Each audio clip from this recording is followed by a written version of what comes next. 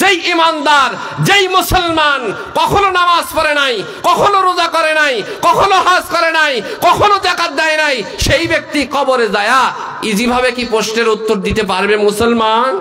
আলহামদুলিল্লাহ, এই কথার যতটুকু আওয়াজ হওয়া দরকার ছিল ততটুকু হয় নাই। কবরের মানুষের কোন আওয়াজ আছে? কথা বলে না। যে ঘুমায় থাকে তার কি আওয়াজ আছে? তাহলে আমাদের আওয়াজটা যদি কবরের মানুষের সাদৃশ্য হয়, যারা ঘুমায় গেছে তাদের সাদৃশ্য হয়, তাহলে ইসলামের শত্রুরা ভয় করবে কিভাবে? আমাদের আল্লাহু আকবার, আমাদের আলহামদুলিল্লাহর শক্তি, আমাদের সুবহানাল্লাহর শক্তি সবচেয়ে বেশি পাওয়ারফুল হওয়া দরকার। কথা বলেন ঠিক কিনা? এজন্য আবার একবার বলছি, আলহামদুলিল্লাহ। সম্মানিত উপস্থিতি, আমি আপনাদের সামনে মহাগ্রন্থ আল কুরআনুল কারীম থেকে সংক্ষিপ্ত একটি আয়াত তেলাওয়াত করেছি। হাদিসের অগণিত অসংখ্য ভান্ডার থেকে এক টুকরো হাদিস তেলাওয়াত করেছি। এই আয়াত এবং হাদিসের সারমর্ম হলো, মানুষ এই পৃথিবীতে ছিল না, পৃথিবীতে আসছে, এখানেও থাকবে না, চলে যেতে হবে। কোথায় যাব? উত্তর হলো আমাদের মূল ঠিকানা জান্নাতুল মাওয়া। কেউ কি ইচ্ছা করলেই জান্নাতুল মাওয়ায় যেতে পারবে? তাকে মৃত্যু নামক সিঁড়ি পাড়ি দিতে হবে। কি করতে হবে? মৃত্যুর সিঁড়ি পাড়ি দিয়ে তারপরে তাকে জান্নাতে যেতে হবে। তাও আবার দুইটা শর্ত। আপনি যদি বাস হুসনে আখলাক হন, সুন্দর চরিত্রের হন, আমলে সালেহা ওয়ালা হন, তাহলে আপনার ঠিকানা জান্নাত, নয়তো জাহান্নাম। এই যে আজকে কবরস্থান কেন্দ্রিক মাহফিল, এই কবরের মধ্যে এখানে যারা বসে আছেন, কারো বাবা নাই, কারো মা নাই, কারো নিকটতম আত্মীয় স্বজন, দাদা দাদি এই কবরস্থানে শুয়ে আছে না নাই? তাদের স্মরণে সংক্ষিপ্ত সময়ে দুই চারটা কথা বলবো। যতক্ষণ কথা হবে শুনতে রাজি আছেন তো ইনশাআল্লাহ? কারা কারা রাজি আছেন একটু হাত তুলে দেখান। লিল্লাহে তাকবীর, নারায়ে তাকবীর। আজকের মাহফিল আমিন বলেন। প্রিয় ভাইরা আমার,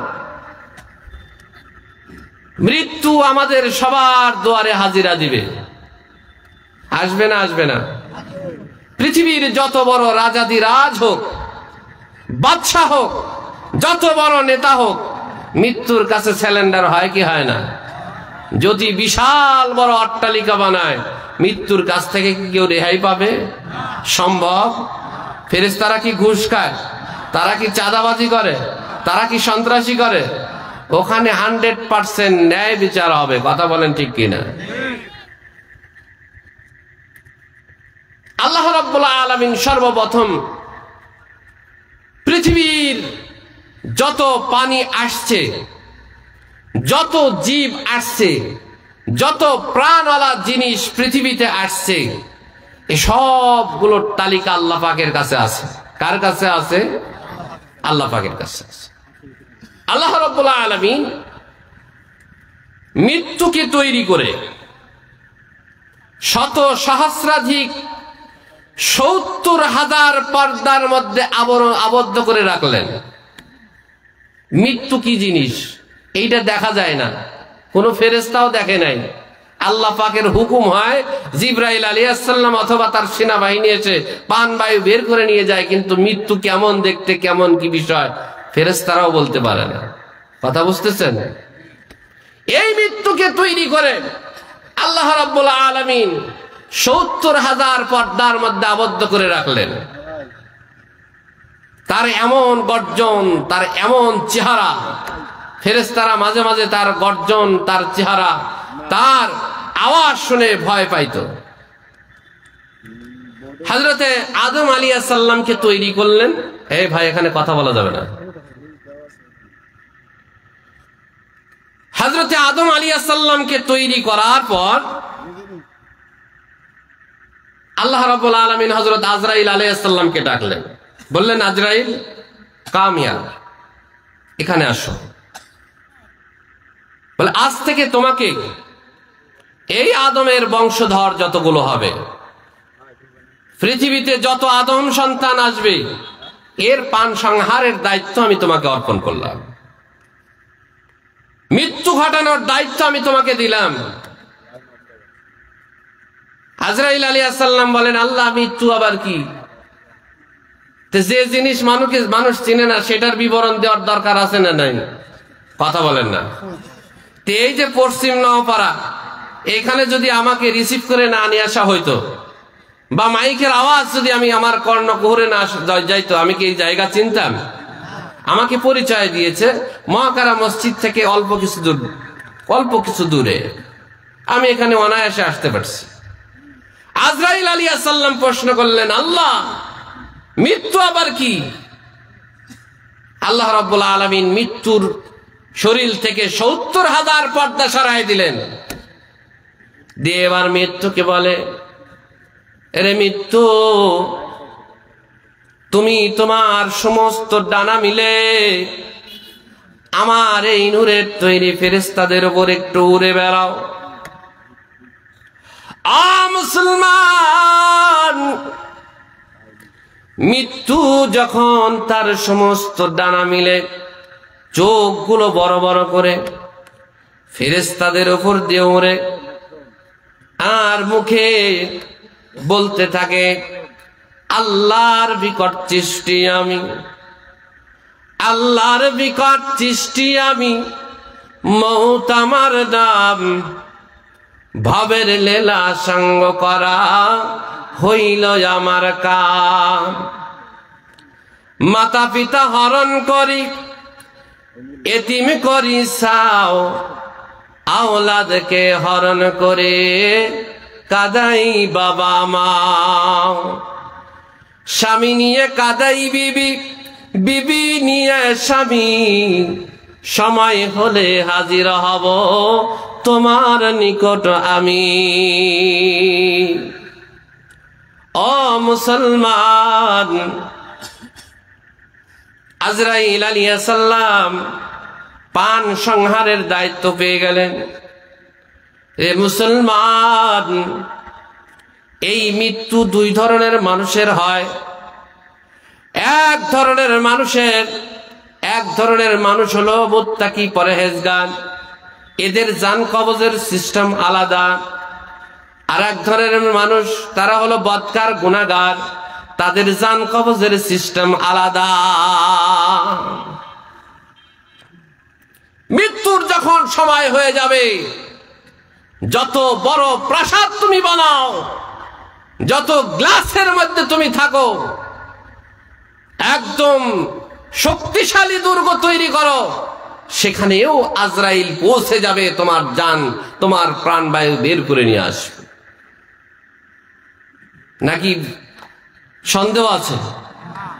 মরতে হবে না এরকম কোন সন্দেহ আছে কারো? সবাইকে মরতে হবে। মুসলমান ভাইরা রে আমার, সুলাইমান আলাইহিস সালামের জামানায় একজন ব্যক্তি ভারত উপমহাদেশ থেকে ফিলিস্তিন হযরত সুলাইমান আলাইহিস সালামের দরবারে গেছেন আত্মশুদ্ধি করার জন্য, সাক্ষাৎ করার জন্য। এই রকম আপনাদের মতো বসে বসে ওয়াজ শ্রবণ করতেছে, স্টেজের উপর উঠে একজন ব্যক্তির দিকে চোখ বড় বড় করে তাকাইছে। আজরাইল যার কাছে আসে সেই শুধু দেখতে পায়, বাকি কেউ দেখতে পায় না। স্বপ্নের মধ্যে অনেক সময় আপনারা দেখেন অনেক বড় বিশাল বড় বিল্ডিং থেকে পড়ে যাচ্ছেন, অনেক সময় অনুভূতি হয়, আমাকে কেউ ধরো রে, আমাকে কেউ আটকাও, আমি তো পড়ে মরে যাব। কেউ কি বুঝে, কেউ কি উপলব্ধি করতে পারে? তখন পারে না। মুসলমান, আজরাইল যখন হাজির হয়, স্টেজ থেকে ওই ব্যক্তির দিকে তাকাইছে। ব্যক্তি কন্যার পরিবর্তন করে, এক কন্যার থেকে আর এক কন্যারে যায়, আর এক কন্যার থেকে আর এক কন্যারে যায়। যেখানেই যায় অপোজিট সাইড থেকে বড় বড় চোখ করে তাকায়। ভয়ে কম্পিত হয়ে এক পর্যায়ে হযরতে সুলাইমান আলাইহিস সালামকে বিষয়টা অবগত করেন। সুলাইমান আলাইহিস সালাম বললেন, রে আল্লাহর গোলাম, আমি তোমার জন্য কি করতে পারি?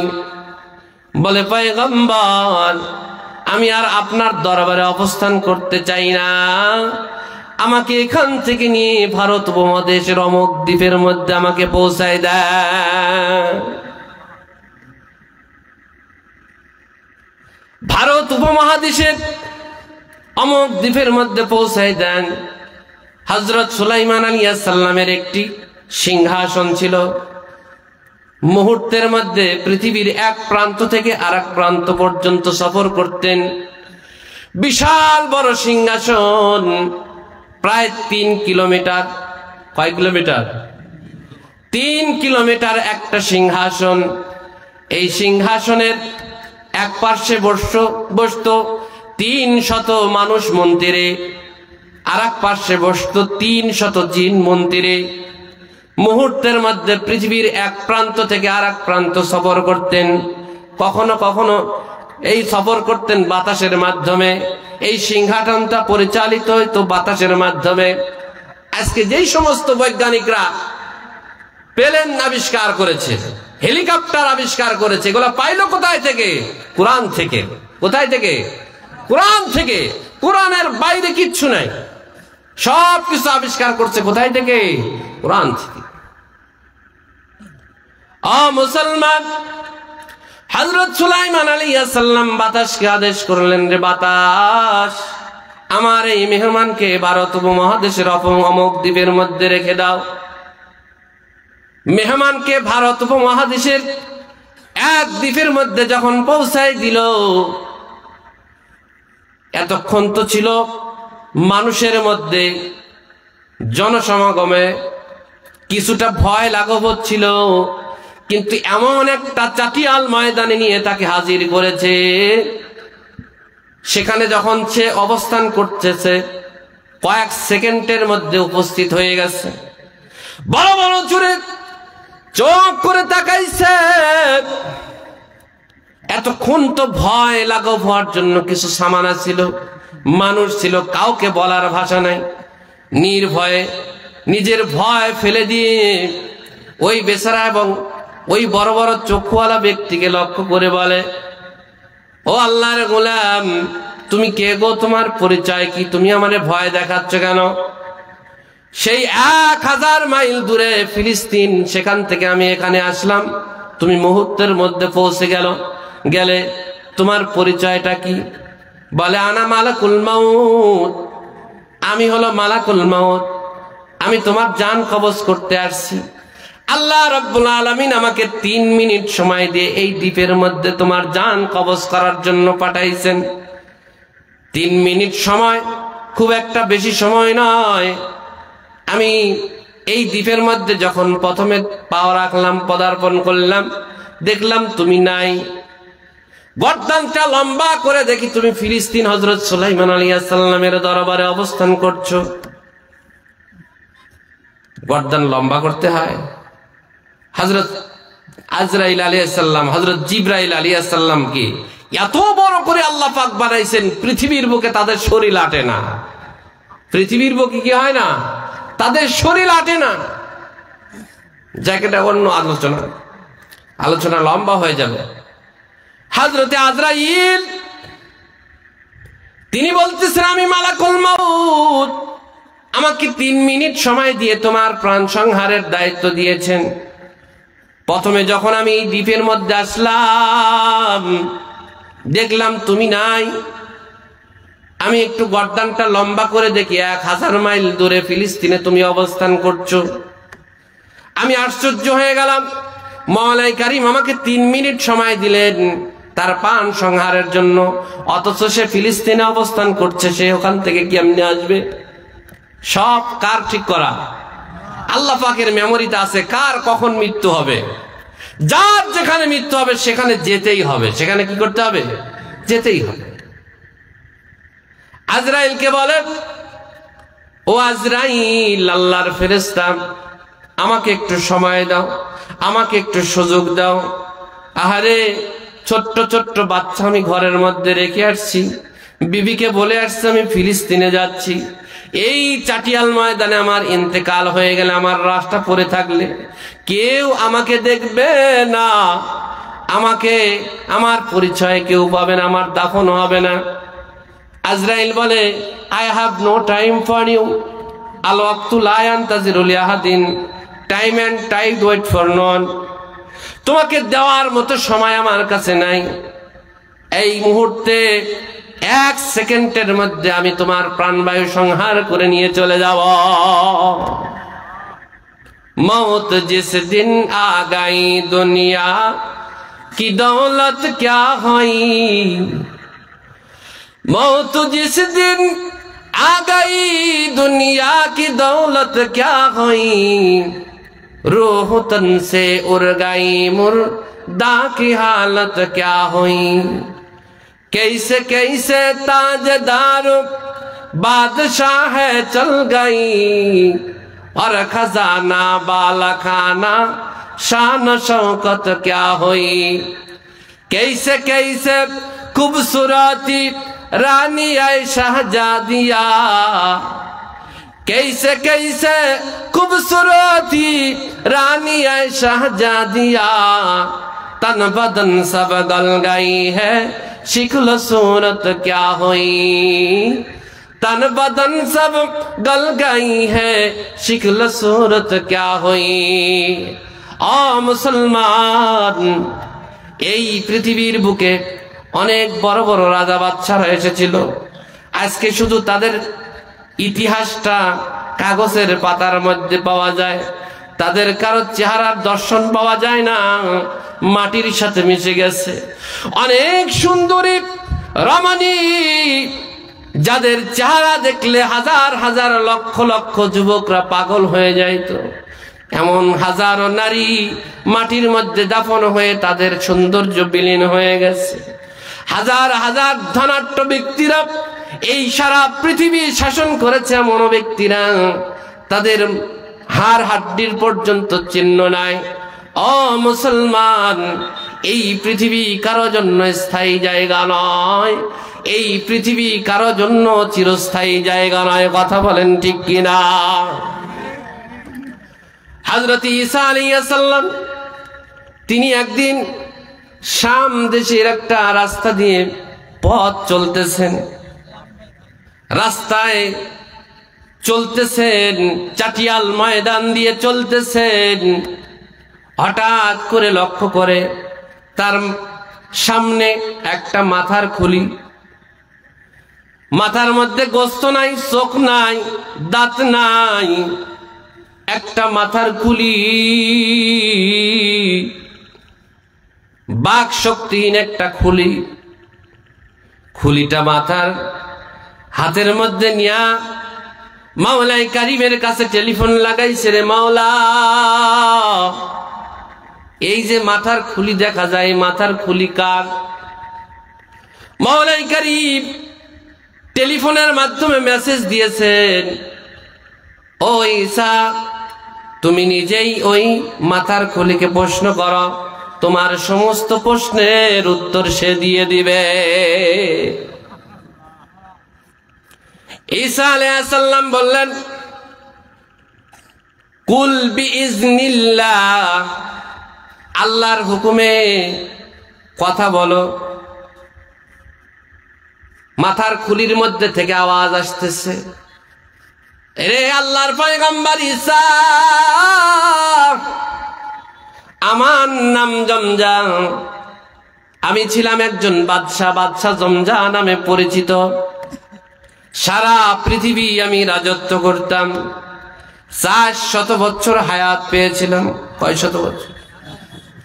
400 বছর হায়াত পেয়েছিলাম। এই 400 বছরের মধ্যে আমি কোনদিন আমার বানানেওয়ালা আল্লাহ রব্বুল আলামিনকে কোনোদিন সিজদা করি নাই।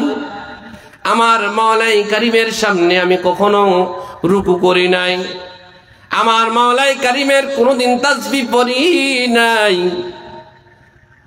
আমি যখন রাস্তায় বের হতাম, রাস্তার এক সাইডে হাজার হাজার সৈন্যবাহিনী থাকতো, আর এক পাশে হাজার হাজার সৈন্যবাহিনী থাকতো। আমাকে সিকিউরিটি ফোর্সের মাধ্যমে নিরাপত্তা দিয়া এক এলাকা থেকে আর এক এলাকায় নেওয়া হতো। আমার কোনো অভাব ছিল না, আমার কোনো সমস্যা ছিল না। নারী, গাড়ি, বাড়ি সব কিছু আমার ছিল, কোনো কিছুর অভাব আমার ছিল না। হযরত ঈসা আলাইহিস সালাম বললেন, রে জামজা, তোমার মৃত্যু হলো কেমনে? তোমার মৃত্যুর খবরটা আমার একটু দাও। তোমার মৃত্যু কেমনে হলো? বাদশা জামজা বলে, পয়গম্বর, আমার মৃত্যু হয়, আমি একদিন শাম দেশের রাস্তার মধ্যে চলতেছিলাম, হঠাৎ করে লু হাওয়া, গরম হাওয়া আমার শরীরের মধ্যে স্পর্শ করে। আমি তখন থেকে অসুস্থ হয়ে গেলাম। অসুস্থতা ক্রমাগত বেড়েই চলছে। আমার দরবারের সমস্ত ডাক্তার কবিরাজ আমাকে চিকিৎসা করলো 1 মাস পর্যন্ত। আমার চিকিৎসার কোনো উন্নতি হলো না। আস্তে আস্তে আমার চেহারাটা একদম দুর্বল হতে থাকলো, আমি পেরেশান হতে থাকলাম। যখন আমি নিস্তেজ হয়ে গেলাম, দেখলাম আসমান থেকে অগণিত অসংখ্য ফেরেশতা আসছে, জাহান্নামের ফেরেশতা, আযাবের ফেরেশতা। আজরাইল আলাইহিস সালাম তার বাহিনী নিয়ে চলে আসছে। আমি দূরে লক্ষ্য করতেছি হাজার হাজার জাহান্নামের ফেরেশতারা, তাদের হাতের মধ্যে কারো হাতে জাহান্নামের চাবুক, কারো হাতে জাহান্নামের তলোয়ার, কারো হাতে জাহান্নামের কাশি, কারো হাতে জাহান্নামের হুক। লক্ষ লক্ষ ফেরেশতা, আযাবের ফেরেশতা আমার চতুর্পাশ দিয়ে ঘিরে ফেললো। আল্লাহ পাকের পক্ষ থেকে একটি গায়েবী আওয়াজ আসলো, জালেম বাদশা জামজার জান কবজ করে নিয়ে আসো। আজ তো মুহূর্তের মধ্যে আজরাইল আলাইহিস সালামের যত বাহিনী ছিল তাদের সমস্ত অস্ত্রপাতি আমার শরীরের মধ্যে চাপানো হলো। মনে হলো সারা পৃথিবীর সমস্ত পাহাড় পর্বত পর্যন্ত, পাহাড় পর্বতগুলো আমার দেহের উপর চাপানো হয়েছে। নাউজুবিল্লাহ। আমার প্রাণ বের করে নেওয়া হলো। এরপরে ঊর্ধ্ব জগতে জাহান্নামের নেকড়া, ময়লা যুক্ত, তেনা ছেঁড়া, গন্ধ যুক্ত চট নিয়ে এসে আমার রুহটা পেঁচায় ফেললো, জড়ায় নিল। ঊর্ধ্ব জগতে উঠতেছে, আসমানের দিকে উঠতেছে।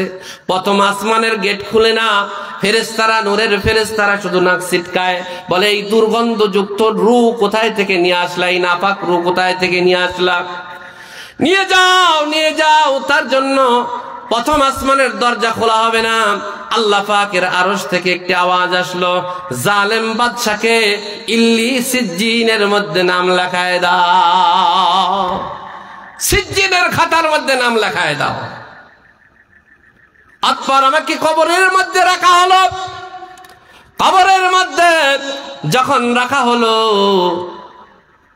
2 জন ফেরেশতা খুব গরম মেজাজ নিয়া, বড় বড় চোখওয়ালা, বড় বড় হাতওয়ালা, বড় বড় দাঁতওয়ালা, তাদের চেহারা দেখে আমার মন মেজাজ বিগড়ে গেল। ভয়ে কম্পিত হয়ে গেলাম। এক শ্রেণীর মানুষ আছে, নামাজ পড়ে না, রোজা করে না, হজ করে না, যাকাত দেয় না, কয় যে মইলেই দেখা যাবে। দেখা जाएगा जब कब्र के अंदर तुम्हारे लाश को कीड़ा পোকা খায়গা তব দেখা जाएगा। তখন দেখা যাবে যখন কবরের মধ্যে লাশকে কিরা পোকায় খাবে, সাপে দংশন করবে, তখন দেখা যাবে। রে ভাই, কত বড় বদনসিব! সাপে দংশন করবে তোমাকে 24টা ঘন্টা, কয় সেকেন্ড তুমি সহ্য করবা, কয় মিনিট তুমি সহ্য করবা, কয় ঘন্টা তুমি সহ্য করবা? কিয়ামত পর্যন্ত তোমাকে দংশন করা হবে। কয় হুজুর আযাব ভোগ করতে করতে তো সয়ে যাবে। না, প্রতিনিয়ত সাপের বিষের ধরন আলাদা হবে। এটা কবর জগতের ভিতরে। হাশরের ময়দানে কি হবে সেটা দেখা যাবে। দুনিয়াটা মস্ত বড়, খাই দাই ফুর্তি করো। নাউজুবিল্লাহ বলেন। দুনিয়াটা মস্ত বড়, খাই দাই ফুর্তি করো। এই বাক্যগুলো মুখে আওড়ানো বাদ দেন। সময় থাকতে নিজের সাথে মুহাসাবা করুন। আয় আল্লাহ আমাকে মাফ করে দেন। বলেন, আয় আল্লাহ আমাকে মাফ করে দেন, আমাকে হেদায়েতে কামেলা দান করুন। আয় আল্লাহ তোমার দ্বীনের উপর অটল থাকার তৌফিক দাও। প্রিয় ভাইরা আমার, আপনার ঘরে আগুন লাগছে, আপনার ঘরে আগুন লেগেছে, বিবি তার আত্মরক্ষার জন্য বের হয়ে গেল, সন্তান তার আত্মরক্ষার জন্য বের হয়ে গেল, মা তার আত্মরক্ষার জন্য বের হয়ে গেল। আপনি একটা সিপা গলির মধ্যে আটকে গেছেন। মা, মা একটু পানি দে রে মা, আমার পান তো বাইর হয়ে যায়। ও ভাই একটু পানি মারো না, আমার জীবন তো বাইর হয়ে যায়। ও চাচা একটু আগুনটা নিভাই দাও না, আমার প্রাণ তো বাইর হয়ে যায়।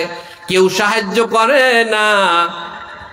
ওয়েল মেশিন, প্রত্যেকেই নিজের চিন্তা করে।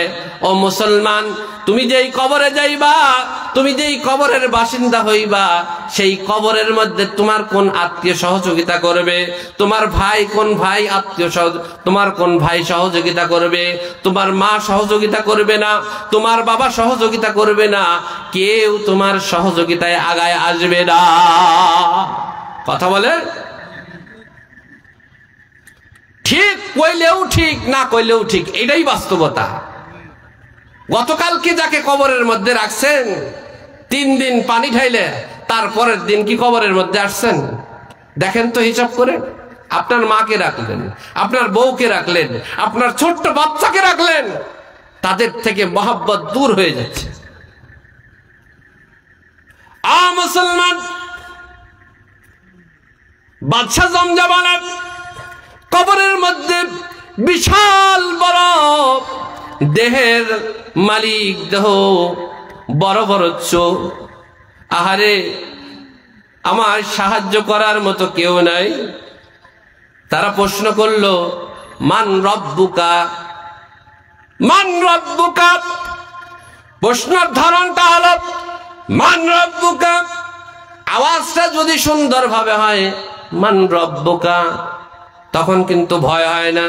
কিন্তু চোখটা যদি বড় করে কয় মান রব্বুকা, কথা বুঝেন নাই? এমপি সাহেব আসছে আপনার বাড়িতে, কে রে তুই আমার সাওয়ালেক বলে চর মারিছিস, তোর এত বড় সাহস। ও কত কিছু আইন আদালত আপনার সামনে আসবে, আপনি সর্বপ্রথম দৌড়ায় যায়, যত বড় হেডামালাই হন, ও এখন বড় হেডামালা, সে মন্ত্রী, এমপি, সে চেয়ারম্যান, পাও জোড়ায় ধরে বলবেন চেয়ারম্যান সাহেব আমার ভুল হয়ে গেছে, মাফ করে দেন। কিন্তু কবরে এই সুযোগ দেয়? কবরে কি এই সুযোগ আছে? কবরে কি এই সুযোগ আছে? কথা বলে না। পাওটা জোড়ায় ধরে বলবেন, রে মুনকার নাকির, আমার একটু ক্ষমা করে দাও, আমার একটু মাফ করে দাও, আমার একটু আমার অপরাধটাকে ক্ষমা করে দাও।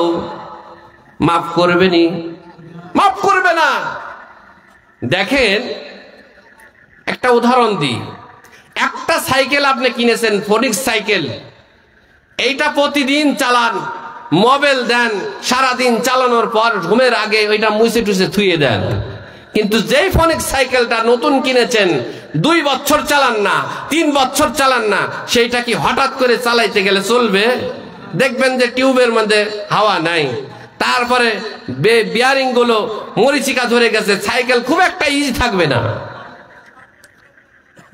একটা একটা সাইকেল সেটা যদি না চালানোর কারণে মরিচিকা ধরে যায়, সেইটা যদি ইজি ভাবে না চলে, যেই ইমানদার, যেই মুসলমান কখনো নামাজ পড়ে নাই, কখনো রোজা করে নাই, কখনো হজ করে নাই, কখনো যাকাত দেয় নাই, সেই ব্যক্তি কবরে যায়া ইজি ভাবে কি প্রশ্নের উত্তর দিতে পারবে মুসলমান?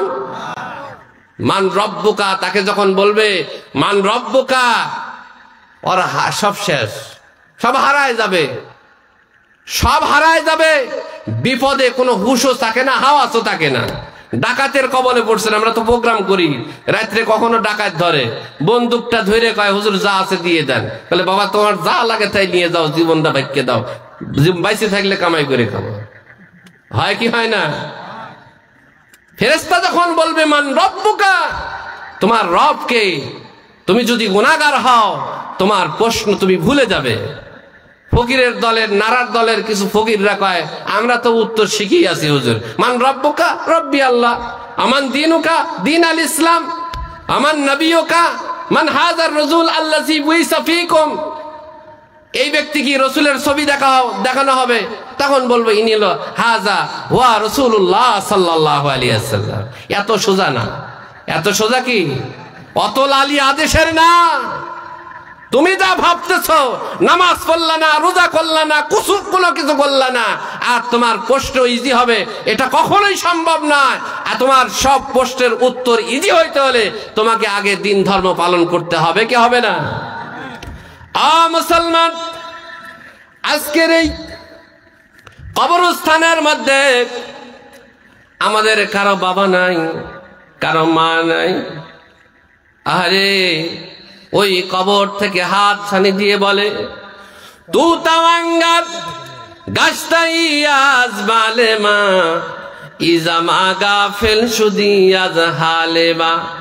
বাজান রে, ওই যে রেখে গেলা 40 বছর আগে, ওই যে রেখে গেলা 50 বছর আগে, ওই যে রেখে গেলা 1 সপ্তাহ আগে, বাজান কোনদিন আমাদের খবর নিলা না রে বাজান। ওই 50 বছর যাবৎ সাপের কামড় খাইতে খাইতে আমরা বিতিষ্ঠ হয়ে গেছি। 50 বছর যাবৎ আমরা কিরা পোকার দংশনে আমাদের শরীরটা ঝাঁঝরা হয়ে গেছে রে বাজান। তোমাদের ছাড়া কখনোই আমরা ভালো মন্দ খাই নাই।